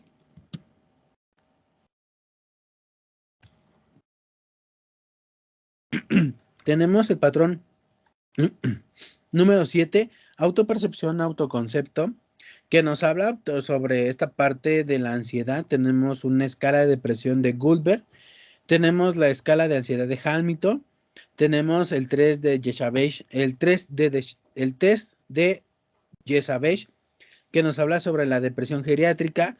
Tenemos el test de cribado sobre trastornos de alimentación, escala de evaluación de insatisfacción corporal en los adolescentes, que es muy importante, ¿no? Sobre la imagen corporal de Gardner, tenemos la escala de riesgo suicida de Plutchik y tenemos la escala de depresión de Montgomery-Asberg. Tenemos el número 8, rol relaciones. Tenemos algo que nos valora el APGAR familiar. Tenemos el apoyo social percibido de Duke-Un. Tenemos en riesgo social de valoración sociofamiliar, escala de sobrecarga del cuidador, que es el SARID, el índice de esfuerzo del cuidador y un cribado para detectar la violencia sobre la mujer. Tenemos también el patrón número 9, sexualidad y reproducción. Vamos a hablar sobre el cuestionario de evaluador de la función sexual de la mujer, un cuestionario de screening para la disfunción eréctil, el índice internacional de disfunción eréctil, y tenemos el cuestionario de funcionamiento sexual masculina del Hospital General de Massachusetts. Tenemos el patrón número 10, adaptación, tolerancia al estrés, que nos habla sobre el cuestionario de afrontamiento del dolor crónico, escala de desesperanza de Beck. Tenemos el inventario de Texas revisado de duelo y tenemos la escala de manías de Young. Esas son nuestras escalas, algunas de las escalas que nosotros podemos llegar a utilizar. Tenemos muchísimas más. Y vamos ahora a entrar a algo que son los modelos y teorías de enfermería. Y estas toman como instrumento la aplicación del proceso de enfermería y van a estar planteadas según el enfoque de cada teórica. Y vamos a ver que, por ejemplo, algo de historia, vamos a ver que a mediados del siglo XIX, Florencia Nightingale, uno de los eventos que hace que ella salga con esta parte de las modelos y teorías, surge la necesidad de describir las funciones propias de la enfermería. pues ahora ya dice, bueno, ya no somos enfermeras, no estamos aquí, nosotros solamente,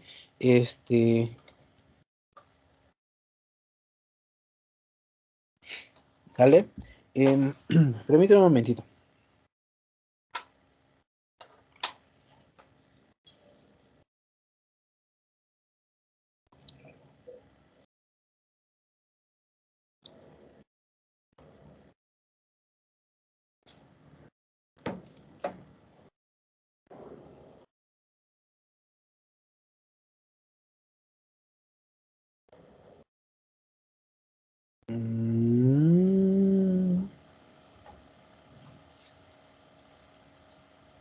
Listo. Recuerden todo lo que hace Florencia Nightingale para el reconocimiento profesional de la enfermería, ¿sale? Una parte de la justificación de la ciencia médica es diferente a la práctica de enfermera, ya lo estamos viendo, ¿no? Que el médico puede valorarse, puede hacer una valoración general, pero iba a llegar a un solo diagnóstico. Y nosotros como profesionales de enfermería, pues tenemos que hacer igual esta valoración general. Más que no es una evaluación general, ya es una evaluación más específica, en donde pues nosotros vamos a llegar a diferentes diagnósticos porque vamos a detectar diferentes necesidades del paciente. En los años 50, líderes de enfermería expresan la necesidad de desarrollo de una teoría, que es lo que estamos viendo, ¿no? Estos modelos y teorías para nosotros. La justificación es de que la enfermería basada en reglas, principios y tradiciones, transmitida por la sabiduría acumulada por experiencia. Pues ahora ya no necesitamos eso, ¿no? Ya no necesitamos que ahora otras enfermeras nos enseñen a solamente así tienes que trabajar, sino que ahora nos digan cómo vas, cómo es el desarrollo profesional. Lamentablemente es lo que ahorita estamos viendo demasiado, ¿no? O sea, llegan pasantes, estudiantes y pues solamente los ponemos a tomar signos vitales. Pues no los pongas a tomar signos vitales, ponnos a hacer otra cosa. Los pasantes van para allá para aprender para ser enfermeros, no a que los vuelvas mecánicos en tomar signos vitales, ¿no? O sea, explícale al paciente, al pasante por qué se hace esto, por qué, la fundamentación científica de tus intervenciones. Por eso era muy importante, ¿no? Que ahora ya casi no lo utilizan, pero había un libro que se llamaba Fundamentación Científica de la Enfermería. Y era muy padre porque a lo mejor si tú ya lo conoces y dices, ay, bueno, ese libro, pero para a lo mejor los que apenas van empezando, sí es un libro muy, muy importante. ¿Sí? Proliferación de programas. En los 60 surge la proliferación de programas doctorales y máster en enfermería. Y en los 70 son los modelos que promocionan perspectivas para las actividades asistenciales, enseñanza, investigación y administración. Y en el 90, pues ya damos como tal un enfoque unitario a la atención de enfermería. Tenemos el paradigma, que es esta corriente de pensamiento y manera de ver y comprender el mundo que influye en el desarrollo de saber y de la habilidad en el seno de las disciplinas.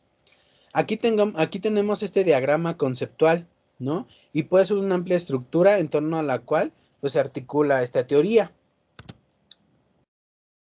El paradigma pues representa la línea más general de cualquier disciplina, por eso son términos más específicos y los utilizamos de acuerdo a nuestra disciplina que va a marcar este campo de aplicación, ¿sí?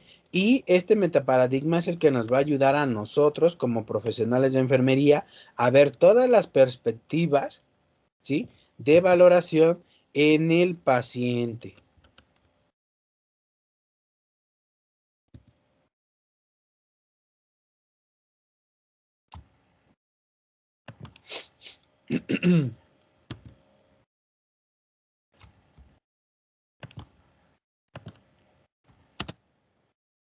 Tenemos después el metaparadigma, que es la perspectiva de conjunto de una disciplina que precisa de los conceptos centrales de la misma e intenta explicar las relaciones.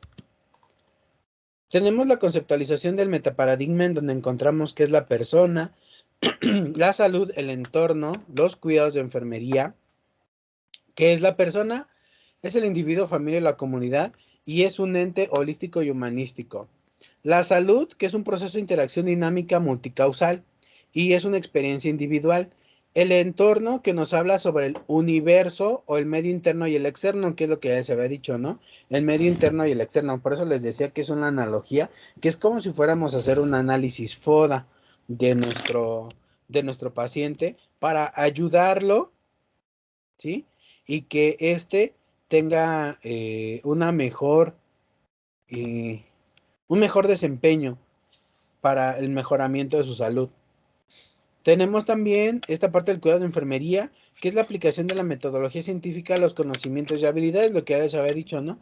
El razonamiento clínico y el pensamiento crítico.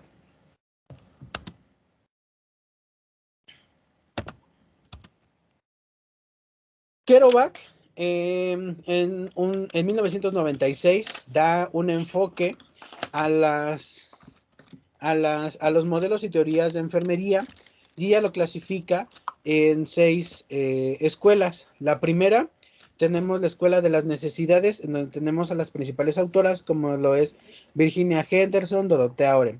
Tenemos la escuela de la interacción, en donde estamos Hildegard Peplau y Monesh King. Tenemos la escuela de los efectos deseables, que tenemos, por ejemplo, a Calixta Roy.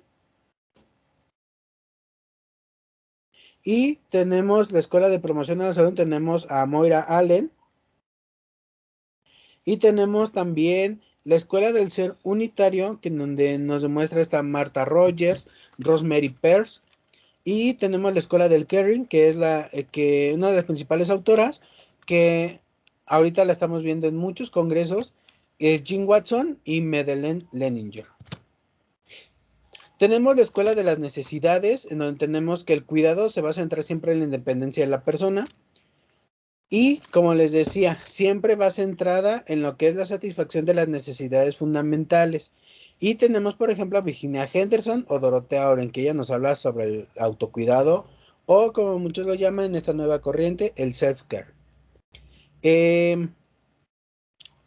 Sobre esta escuela, pues han influido, como les había comentado desde antes, esta parte de una teoría, ¿no? O un modelo que era de la jerarquía de las necesidades de Abraham Maslow y las etapas del desarrollo de Erik Erikson. Otras teorías son como, por ejemplo, Abdullah Peterson, y tenemos la escuela de la interacción. Esta escuela de la interacción se basaron en la teoría de la interacción, fenomenología, pero también en la parte del existencialismo. ¿Se acuerdan que les dije que primero íbamos por necesidades básicas y posteriormente ya vimos ya las necesidades de autorrealización? Y pues bueno, ellas metieron aquí la fenomenología y el existencialismo. Y por ejemplo tenemos que es el cuidado de un proceso interactivo y acción humanitaria, pero no es no mecánica. ¿Por qué no mecánica? Porque a final de cuentas el individuo va a tener esta parte de una acción y una reacción, ¿sí? Él va a empezar a reaccionar a estos estímulos externos o a estos estímulos ambientales, ¿sale? Y la enfermera debe de clarificar sus propios valores y utilizar su propia persona de manera terapéutica. En lo que les digo, ahora ya tenemos esta parte centrada en la persona y continuamos como por ejemplo con Carl Rogers, que su teoría psicológica o una teoría de la personalidad es que él habla sobre un modelo centrado en la persona. La enfermera debe de clarificar sus propios valores y utilizar, ya les dije, una terapéutica. Se usa la intuición y la subjetividad en los cuidados. ¿Por qué? Porque ahora ya me voy a centrar mucho en lo que dice el paciente. Por eso esta parte existencialista, ¿sale? Ahora ya me voy a enfocar directamente en qué, en el paciente. Y vemos que esta parte del existencialismo, como por ejemplo Jean-Paul Sartre, tenemos a otros autores como Kierkegaard, que nos hablan sobre esta necesidad de existir, de la existencia del ser humano. Pero esta parte de la existencia del ser humano no es solamente el de que ya estoy vivo, no, sino nos habla es cuál es el objetivo de que tú te encuentres aquí, en este momento, en este espacio, ¿sí? Es que a mí todo me ocurre, qué va a pasar después de la muerte? Por ejemplo, ayer veía una película y me recordó esta parte de la existencia, ¿no? En donde un señor que estaba en una cantina y lloraba por la muerte de su hija y por la muerte de su esposa. Primero muere su esposa y creo que tiempo después muere su hija pequeña. Entonces, él sentía que Dios lo castigaba a él, pero pues en realidad él nunca recibió ningún castigo, ¿no? Si lo vemos desde la parte existencialista, él nunca recibió un castigo, ¿no? A final de cuentas, él estaba de acompañante en el camino o en este proceso de su esposa y de su hija. Pero él jamás recibió un castigo. Él le tocó estar en el fin de la vida de su esposa y de su hija, ¿no? A lo mejor tendríamos que ver si de esta parte existencialista o desde esta corriente, la hija o la esposa, ellos sí recibieron el castigo, ¿no? Porque la esposa creo que murió de una enfermedad y la hija atropellada. Entonces, ¿quién recibió el castigo? ¿Él o ellas? ¿Sale? Entonces, por eso es una cuestión existencialista. Y, por ejemplo, dentro de estas teóricas, pues tenemos a Peplot, tenemos a Orlando, a Travelby, a Windelbach y King. Después de esto, pues ya tenemos la escuela de los efectos deseados. En estas modelos y teorías, pues han hablado esta parte de la conceptualización de los resultados o los efectos deseables de los cuidados, cuyo objetivo son, pues primero, restablecer un equilibrio, ¿sí? Entre el medio interno y externo, que a esto hablamos de una homeostasis, ¿no? Mantener esta estabilidad y preservar la energía del paciente. Ya me fui. Es que iba a meter al Skype. Ya. Listo. Y, por ejemplo, estos modelos y teorías, pues, están inspiradas en la teoría de adaptación y desarrollo y en la teoría general de los sistemas. Y como teóricas encontramos a Johnson, Hall, Levine, Roy y Newman.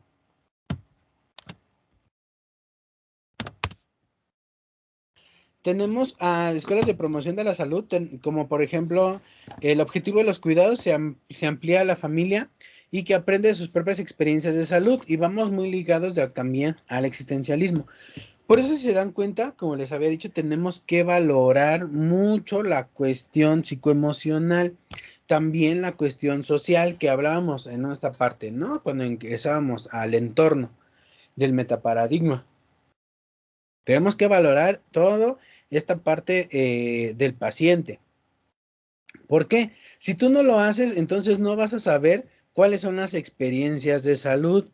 Incluso le puedes preguntar al paciente qué significa para él estar saludable o qué significa para él la salud. Y de acuerdo a este contexto, lo que sea su respuesta, puedes incluso empezar la implementación de tus acciones de enfermería, centradas en quién, en el paciente. ¿Vale?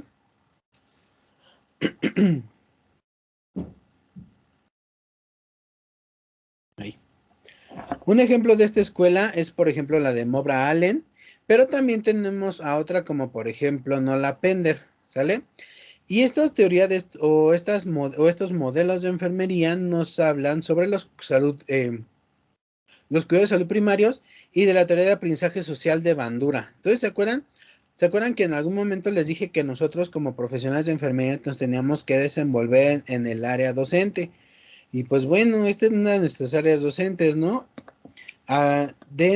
Dentro del área docente de enfermería o de docente en salud, encontramos algo que se llama simulación clínica, en donde vamos a trabajar mucho las experiencias clínicas del estudiante.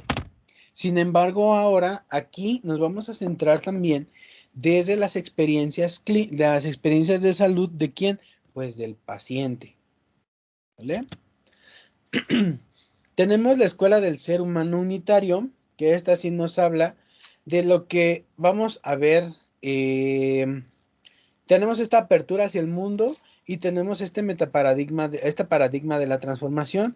Y como por ejemplo de ellos tenemos a Martha Roger, que es basada en teorías de la física y en la teoría general de los sistemas.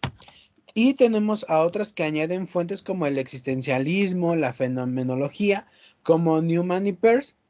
Y aquí, con esta escuela, es donde alcanzamos el concepto ya como tal de holismo. ¿Qué es holístico?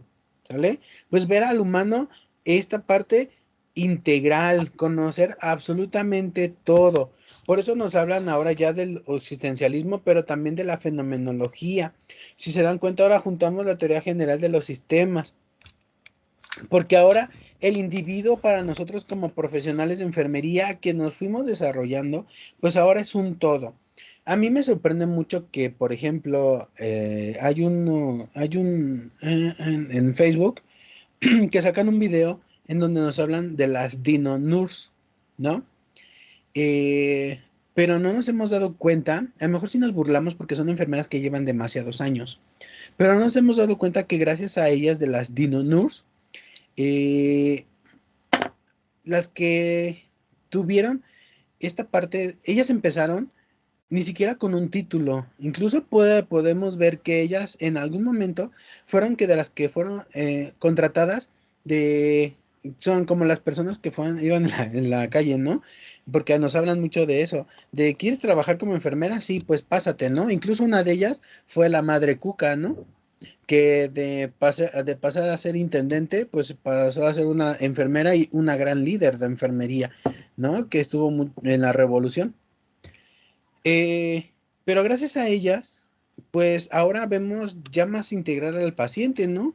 Y también gracias a ellas, pues a lo mejor se logró mucho sobre, no sé, acciones esenciales, seguridad del paciente, porque a lo mejor ellas veían, pues de que sí se trataba a lo mejor demasiado, ¿no? O sea, de que por qué los médicos, por qué otros profesionales de la salud cometían errores y las enfermeras en algún momento se quedaban calladas y al final a ellas eran las que le echaban la responsabilidad, ¿no? También ahora es una cuestión muy importante porque ahora como las enfermeras no teníamos título ni cédula y como no éramos reconocidas como tal en un nivel superior o estudios universitarios, el médico es el que se llevaba todo el mérito de la investigación. Sigue siendo igual casi casi, ¿no? Porque sigue habiendo enfermeras que se siguen poniendo de tapete, pero bueno, esa es otra historia. Pero hay algunas enfermeras que no y han desarrollado muchas revistas de enfermería, ¿no? Como por ejemplo tenemos la enfermería universitaria, tenemos la revista de enfermería del IMSS, tenemos la enfermería neurológica y tenemos otras más, ¿no? Que para nosotros sí ha servido para el desarrollo de la enfermera. Entonces, fíjense cómo ellas, como seguimos hablando de las dinonurs, como les comentaba a este chico, eh, gracias a ellas tenemos ahora la enfermería que tenemos, porque ninguno de los que somos jóvenes, bueno, vamos a llamarnos jóvenes, porque por ejemplo yo tengo ya casi 20 años en el área de enfermería, y yo siento que a mí me tocó mucho la transición de una enfermería eh, no profesional a la enfermería profesional. Yo fui como la segunda, tercera generación en donde mi título ya salió como técnico en enfermería, ¿no? En donde empezamos a ver estos cambios de los perfiles de enfermería. A mí me tocó toda esta transición. Me tocó todas enfermeras, y como las comenta este chico, las dinonurs, que ellas fueron las que me formaron, ¿sí? Entonces, fíjense qué tan importante es para nosotros todo este bagaje cultural. Porque las que fueron ahí, por ejemplo, por ejemplo, esta Marta Rogers y todas ellas, pues no se convirtieron en doctoras o magíster en enfermería porque así surgieron, ¿no? Ellas surgieron igual desde abajo, pero se interesaron y a lo mejor ellas empezaron a separar ya las escuelas de medicina a una formación profesional ya como tal de una enfermera, ¿no? Aquí en México tenemos una de las principales escuelas, y eso sí es pionera, la, la Escuela Superior de Enfermería del Politécnico, que en donde las enfermeras se formaban en la Escuela de Medicina Rural, ¿no? Por Zacatenco. Entonces, ellas empiezan a separar y dicen, no, pues que ahora debemos de tener una escuela, entonces se forma la Escuela de Enfermería y Partería, ¿no? Y ahora así salen como enfermeras y parteras, ¿sí? Entonces la UNAM también empieza a hacer eso, empieza a formar su propia escuela y después nos vamos con todas las demás, ¿no? Y entonces ahora pues, ya nos empiezan a dar títulos de licenciados. Antes hay algunas enfermeras que tienen su título que dice enfermera. Como tal, no dice ni técnico, ni licenciada y nada, no. Solamente dice enfermera. Pero ya se empiezan a otorgar los primeros títulos. Y posteriormente a eso, pues ya nos empezamos a dar, ¿no? El desarrollo. Ahora ya hay licenciadas en enfermería, ya hay técnicos en enfermería, y ahora ya hay enfermeras especialistas, magíster en enfermería, doctoras en enfermería, que están siguiendo esta parte del desarrollo profesional de enfermería. ¿Sale? Bueno, ya que me emocioné con la explicación, pues vamos a ver el siguiente, que es la escuela del Kering. La escuela del Kering aquí nos habla ya como tal, ¿no? Hace una conjunción o hace esta parte de, en donde agrupa absolutamente todas las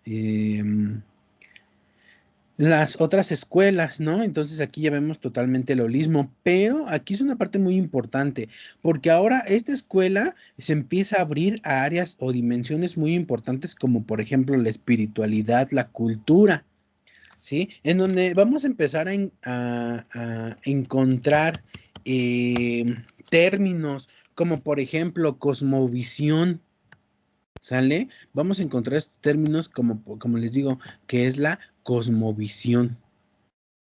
Vamos a encontrar ya términos como por ejemplo cualitativos. Entonces ahora la enfermera va a empezar a hacer investigaciones cualitativas desde el punto de vista etnográfico, etnológico, ¿sí? Entonces donde la enfermera se va a empezar a meter. Tenemos ya enfermería de práctica avanzada, ¿no? En donde vemos esta parte del primer nivel de atención. Y tan importante que es la enfermera. Como ya les digo, ¿no? ¿Cómo voy a ver esta parte de la cultura?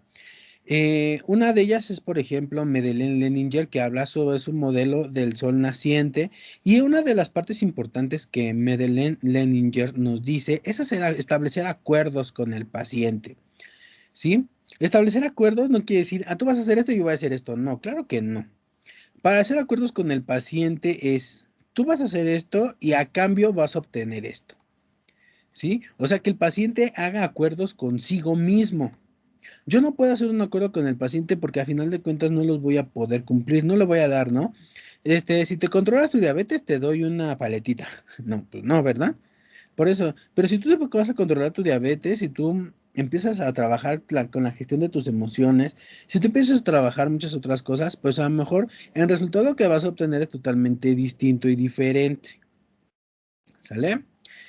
Pero ahora, como ya les había comentado, tengo que ver esta parte de la cosmovisión, cómo percibe el universo, cómo percibe la salud, cómo se percibe a sí mismo. Entonces, que es donde hablamos de esta parte de la espiritualidad, su desarrollo humano. ¿Sale? Y donde vamos a meter conceptos como el dolor, como el sufrimiento, como la resiliencia. Y volvemos a tomar de nuevo factores como el social, el cultural, códigos de creencia, ¿sí? Ahora, como les digo, esta parte se centra en el paradigma de la transformación. ¿Por qué paradigma de la transformación? Porque ahora vamos a ver esta parte importante de lo que es esta atención centrada en el individuo, de sus necesidades. ¿Sale? Bien. ¿Tienen alguna duda, comentario, Tania? ¿Duda o comentario que tengas? Abril, Rufino.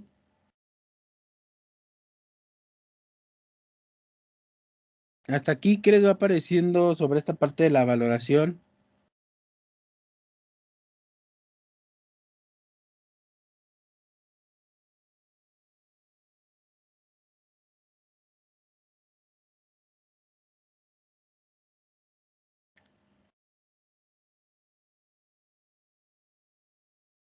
¿No? Nomás no se amontonen.